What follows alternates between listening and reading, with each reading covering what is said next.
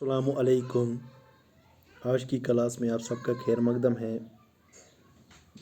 جیسا کہ آپ نے پچھلی کلاس میں شیخ محمد ابراہیم ذوق کی ولادت اور ان کی وفات اور ان کے قصیدوں کے بارے میں اور ان کا جو قصیدہ در مدح بہادر شاہ ظفر کی مدح میں جو انہوں نے لکھا ہے اس کی کچھ اشعار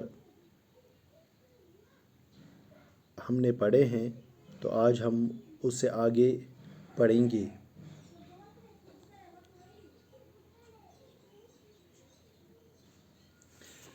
تھا سوزنی خار کا صحرا میں جہاں فرش سبز نے وہاں مخمل خوش رنگ بچھائی۔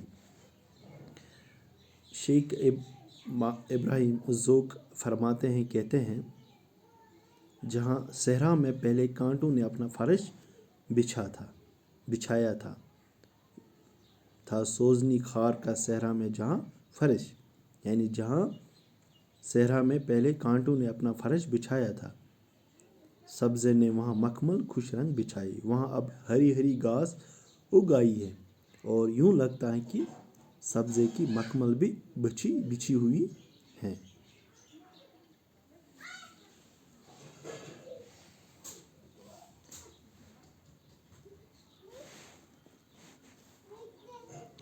آرائش گلشن کے لیے جامہ رنگین، زیبش غنچے کے لیے تنگ قبائی۔ آرائش گلشن کے لیے جامہ رنگین، متکلم کہتے ہیں کہ تمام گلشن رنگ برنگ پھولوں، زیبش گلشن کے لیے تنگ قبائی، پھولوں اور جست لباس پہنے ہوئے گنچوں سے سجا ہوا ہے نرگس شیلا نے دیا آنکھ میں کاجل، برگی گل سوسن نے داڑھی لب پہ جمائی۔ متکلم کہتے ہیں کہ سیاہی یعنی کالے رنگ کا نرگس کا پھول دیکھ کر ایسا لگتا ہے کہ جیسے اس نے اپنی آنکھوں میں کاجل لگایا ہو۔ نرگس شیلا کو یوں بھی کاجل لگی ہوئی آنکھوں سے تشبیہ دیتے، اور سوسن کے پھول کی پتی نے گویا ہونٹوں پر سرخی لگائی ہو۔ ابرو پہ کرے قوس قزح و سم تو خورشید، سرخی شفیق سے کرے ریش اپنے حنائی۔ متکلم کہتے ہیں،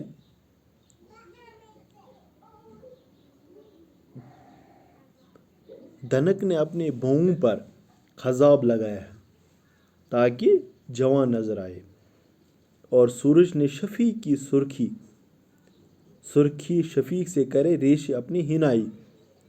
شفیق کی سرخی اپنے داڑھی پر مہندی کے طور پر لگائی ہے، اور داڑھی شفیق کی سرخی کی مانند سرخ ہو گئی ہے۔ رخسار گلچے کا ہے سرخی سے یہ عالم، جوں وقت غضب چہرہ ترکان خطائی۔ متکلم کہتے ہیں، جس طرح ترک اور خطان کے لوگوں کا چہرہ غصے کے وقت سرخ ہو جاتا ہے، رخسار گلچے کا ہے سرخی سے یہ عالم، یعنی خطان کے لوگوں کا چہرہ غصے کی وجہ سے اور ترک کے لوگوں کا چہرہ غصے کی وجہ سے سرخ ہو جاتا ہے، اسی طرح گلشن کے گال سرخ اور چمکیلے ہو گئے ہیں۔ کیا ساغر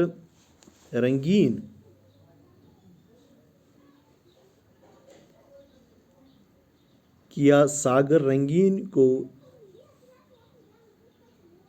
کیا جلد مہیا नरगिस ने तो सरसों ही हथेली पर जमाई। मुतकल्लिम कहते हैं नरगिस ने अपनी आंखों से बहुत जल्द रंगीन शराब का प्याला भरकर पिलाने के लिए मुहैया करवाया है। सरसों हथेली पर जमाना यानी बहुत तेज़ी से काम लेना। होती मुतहम्मिल नहीं एक सागर गुल की शाख गुल हमर की नज़ाकत से कलाई। शेख इब्राहिम ज़ोक कहते हैं सुर्ख फूल जिस शाख पर खिला है वो शाख इस कदर नरम व नाजुक है कि सुर्ख फूल के जाम का बोझ बर्दाश्त नहीं कर सकती।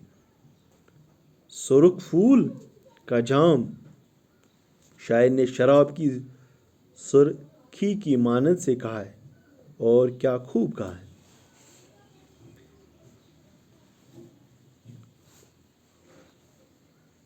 इजाज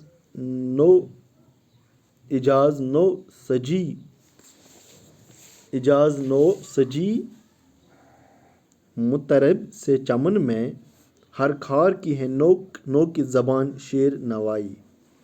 मुतकल्लिम कहते हैं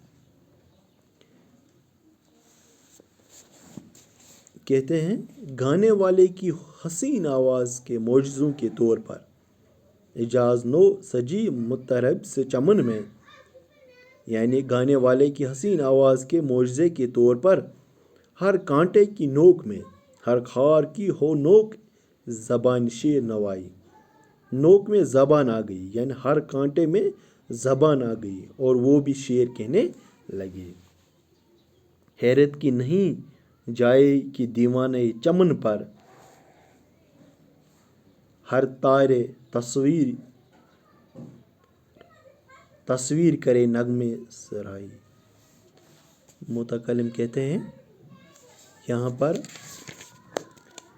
फरमाते हैं जब माहौल इस कदर सैर अंगीज़ हो तो इसमें कोई हैरानी की बात नहीं कि चमन की दीवार पर बनी हुई परिंदों की तस्वीरें भी गाना शुरू करें।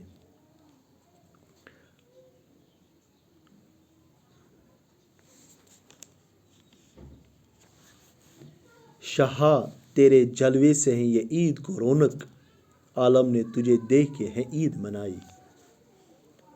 कहते हैं शेख इब्राहिम ज़ोक यहाँ पर ए बादशाह अजीम, शाह यहाँ पर कहा गया है बादशाह अजीम को, ए बादशाह अजीम ईद की तमाम रौनकें तुम्हारे ही जलवे की वजह से हैं और तेरा दीदार करके ही तमाम दुनिया ने ईद मनाई। आलम ने तुझे देख के है ईद मनाई, गोया ईद से ज़्यादा खुशी लोगों को तुम्हारे दीदार की है। तुम्हारा दीदार करना लोगों के लिए ईद से कम नहीं है। कहते हैं मैं नो जिसे अबरू ने वो तेरी कि आईने चरख में है अक्स नुमाई। शायर कहते हैं यहाँ पर लोग जिसे जैसे नया चांद कहते हैं, यानी लोग जिसे नया चांद कहते हैं वो शायद तुम्हारी हिलाल जैसी अबरू का ही परतो है जो कि आसमान के आईने में नजर आता है। परतू है तेरे जाम में ऐश सर बहम बेसागर जमशीद करे कार्रवाई। ए बादशाह अजीम परतू है तेरे जाम में ऐश सर बज़म बेसागर जमशीद करे कार्रवाई। मुतकल्लिम कहते हैं ए बादशाह अजीम तेरे जमाल के परतों से जाम जमशीद के बगैर ही तेरी महफिल में ऐश व अशरत के शराब का जाम काम करने लगा। टपके लब सागर से वो कतरा करूं शक्ल कर दी शक्ल हो मिसल फलक जिसमें तमाशाई खुदाई। ए बादशाह मुतकल्लिम कहते हैं कि ए बादशाह तुम्हारे जाम से टपकने वाली दुनिया की तरह गोल गोल कतरे ये खासियत रखते हैं कि इनमें सारी खुदाई तमाशाई हो सकती है। चनाचे आसमान की यही खसूसियत इन कतरों में मौजूद है। जिस तरह आसमान में बेशुमार सितारों का नज़ारा दिखाई देता है, उसी तरह इन कतरों में भी सारी खुदाई देखी जा सकती है।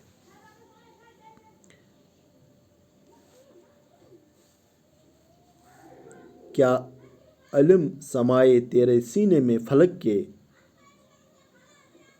दरिया की कहाँ हो सके कासा में समाई। मुतकल्लिम यहाँ पर कहते हैं तुम्हारा इल्म इतना वसी है कि आसमान के सीने में भी नहीं समा सकता। गोया तुम्हारा इल्म एक दरिया की तरह है और उसके सामने आसमान की हैसियत पहले से ज़्यादा नहीं है, और वो दरिया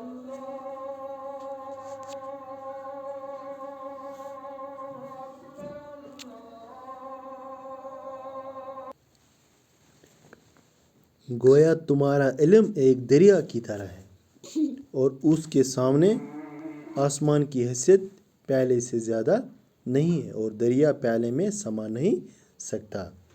यानी मुतकल्लिम यहाँ पर कहते हैं कि तुम्हारा इल्म इतना वसी है कि आसमान के सीने में भी नहीं समा सकता। क्या इल्म समाए तेरे सीने में फलक के, दरिया की कहाँ हो सके कासा में समाई। पढ़ता हूँ तेरे सामने वो मतला मौजू, असद कहीं सुन के यहाँ बहाई वो सुनाई। मुतकल्लिम कहते हैं कि मैं तुम्हारे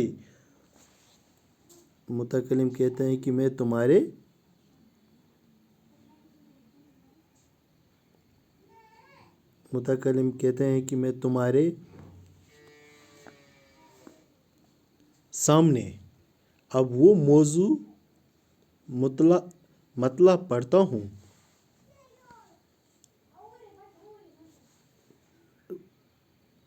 हूँ असनद कहीं सन के बहाई वो सनाई। यानी कहते हैं जैसे सुनकर भाई और सुनाई, जैसे मशहूर शायर भी मरहबा और वाहवा कहेंगे। पढ़ता हूँ तेरे सामने वो मतला मौजू, असद कहीं सुन के बाही वो सुनाई।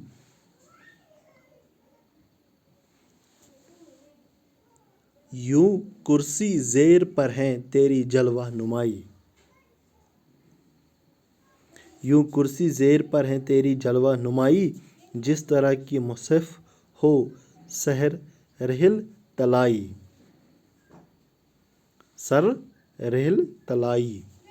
मानी मुतकल्लिम कहते हैं यहाँ पर, ए बादशाह सलामत, तुम सोने की कुर्सी पर इस तरह से जलवा अफरोज़ हो। यानी मुतकल्लिम यहाँ पर बादशाह की बादशाह ज़फ़र की जलवा अफरोज़ी हो, यानी कुर्सी पर इस तरह नुमा हो, यानी जलवा अफरोज़ हो जैसे कुरान पाक का नुस्खा सुनहरी रेहल पर रखा हो।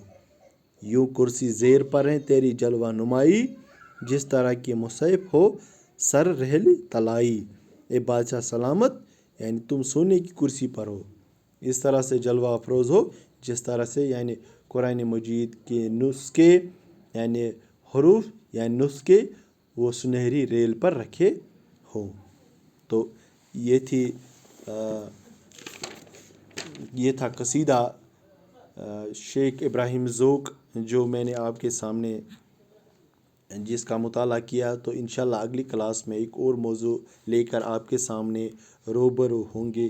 तब तक के लिए दीजिए इजाज़त। अल्लाह निगहबान। अस्सलामु अलैकुम।